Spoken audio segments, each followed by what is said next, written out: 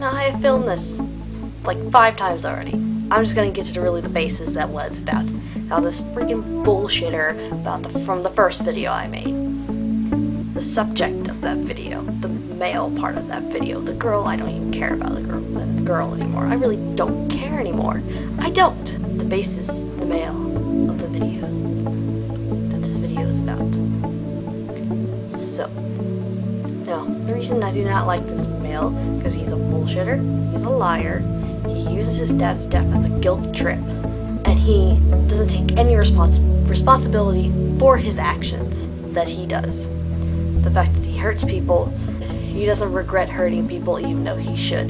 These are the people who want to kill him one day. It's just the basic aspect of the fact that he says those things that really piss me off, and it pissed me and a whole lot of other people off. You can go around and ask a lot of people why they don't like him, and a lot of people will say because he's obscene and he doesn't know when to shut his fucking mouth. And that's really freaking true. It really is. He doesn't know when to shut up because he thinks he's so funny, and he's not. And I regret ever becoming friends with this male. I really do. I look at him, the more I think about everything that's happened, the more the way things have happened, the more I just don't like him. I don't hate him. I dislike him. There is a complete another difference between the two. It's just annoying. He's annoying. And a lot of people will go, well, just ignore him, Penguin, just ignore him. It's hard to ignore the person that you need to sit at lunch with and possibly the only person who talks to you during periods. Other than that, I don't spend any of my time on him. I don't.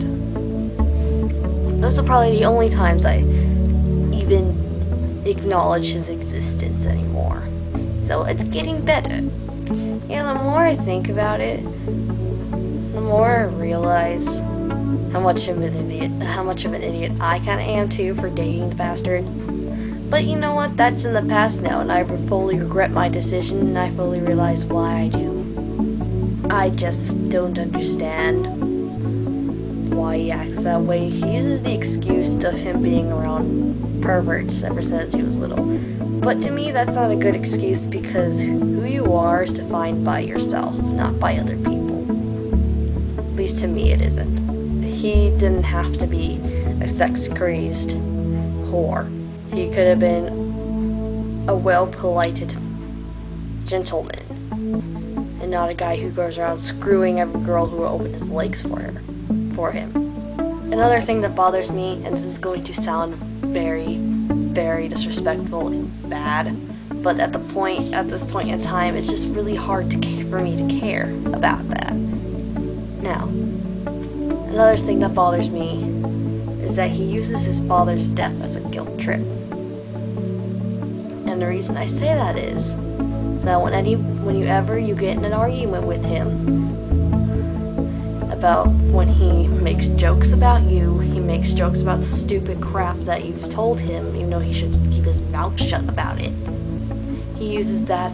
He's like, it's a way for me to cope with his death. He died how many years ago? I'm sorry, but you have probably gotten past the point of coping, and that you're just using it now as an excuse because a lot of people will pity you for it. I've heard this excuse over 10 times.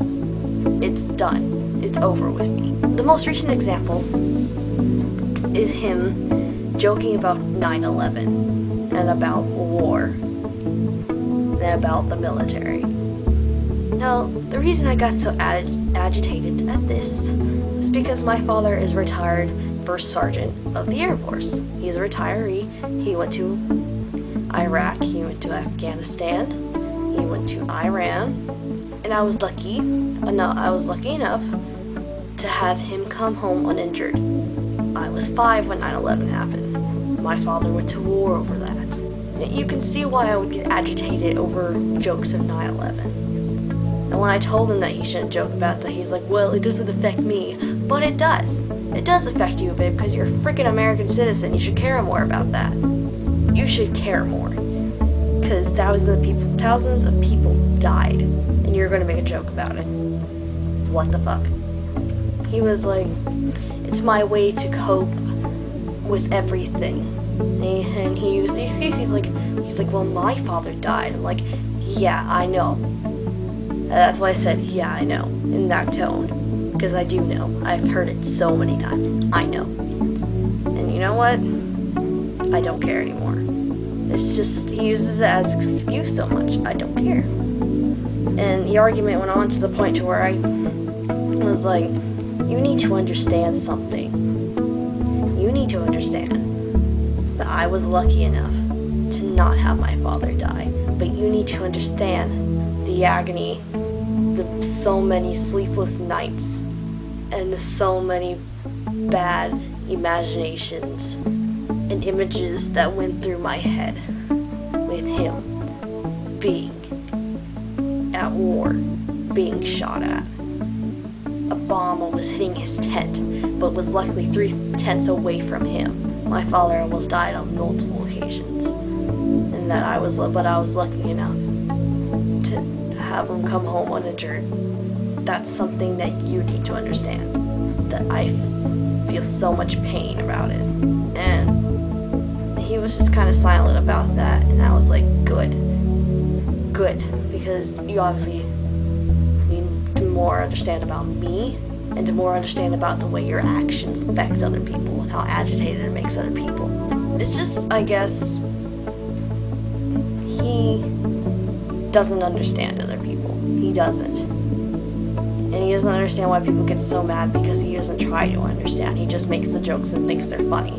And when people don't, he gets confused. So that's the big reason why I'm severing my ties with this person. The only time I ever even associate with him is at lunch and during 5th period, because he's the only person I have to talk to. It's the only person I get to have to sit with at lunch. Other than that, I have no association with this guy except for being friends on Facebook, which doesn't really mean anything anyway. And I just ignore all his stupid statuses. So, I'm sorry for the pointlessness of this video, but I needed to get it out. So, bye.